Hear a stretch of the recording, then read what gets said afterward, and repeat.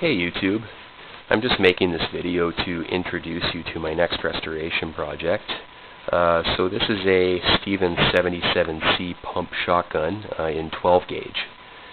Now I ended up buying this gun for $40 off of somebody. He was having problems with it only firing intermittently, and he had mostly taken the gun apart to try to figure out what the issue was, but he couldn't.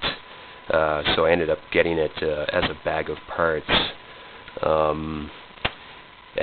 actually for $40, based on the condition that it's currently in, I kind of dare say that the case itself is actually worth more than the gun.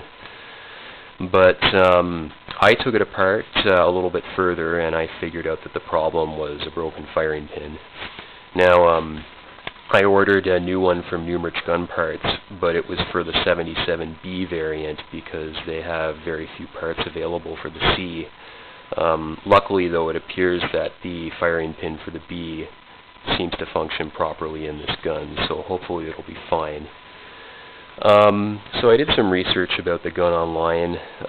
There really isn't a whole lot about this variant that I was able to find out. I do know that the 77 series was manufactured in the 60s and 70s, and some of them were actually purpose-built for the Vietnam War. And I wouldn't be surprised if this was one of them. It's a very light maneuverable shotgun, and it has a riot gun type 20-inch barrel with a fixed choke. And it is most likely either a modified or a full choke. I haven't really sized it out yet to find out. As far as technical information online, there really isn't much. I did find one video about the Stevens 67 where somebody disassembles and reassembles it, but they don't do a full strip. Like, it's really just enough to do a good field cleaning. And what I want to do is completely take the gun apart so that I can fully restore it, just for my own practice. It's not because the gun is worth anything, but really I just want to work on my own gunsmithing techniques. So besides the broken firing pin, the gun functions just fine and it's complete. It is not in great shape. There is light pitting basically throughout the gun, on the receiver, on the barrel, on the magazine tube. Ideally, what I would like to do is Cerakote the gun, but I'm really not set up for doing proper Cerakoting, and I would also have to sandblast it, and I don't currently have access to a sandblaster. So I looked at some different options. I would re-blue it, but there would be far too much polishing involved, and it would probably take off a lot of the sharp edges, and it just wouldn't look great, I don't think. So I looked at some different spray painting options.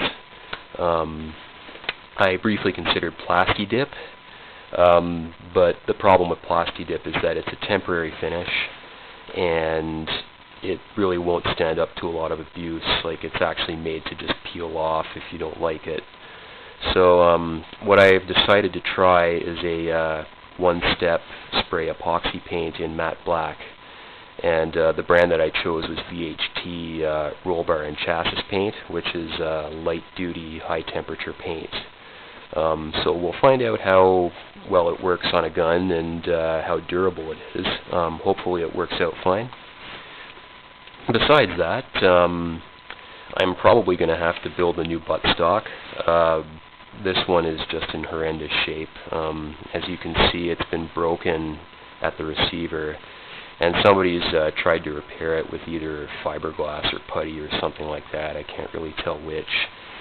And they went to town on it with a belt sander, and it's been basically sanded right down, and it's misshapen.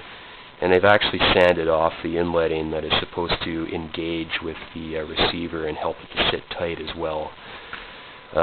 So that's going to be some good practice for me. I'm going to try building a new buttstock from scratch, and we'll see how it goes. Hopefully I can do a good job.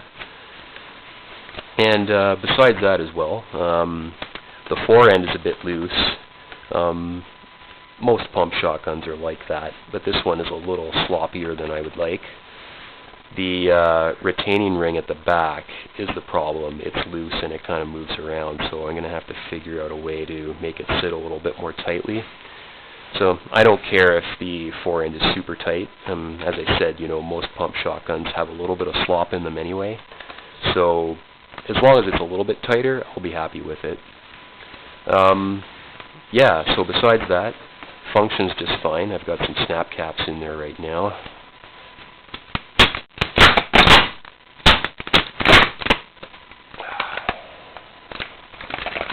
And that was a bit of a fail, but trust me, it actually works.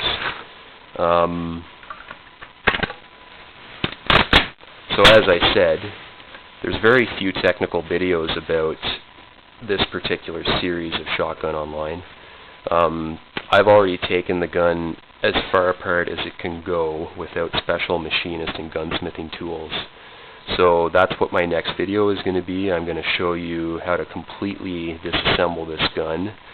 I won't be taking out rivets or anything that's semi-permanent like that, but I will be completely taking apart the magazine, the action, and I'm going to take apart the trigger group as well, so that it just goes down to a straight, just the bare assembly, and that's it. Because my plan is also to repaint the trigger assembly too, so I'm going to have to fully take it apart.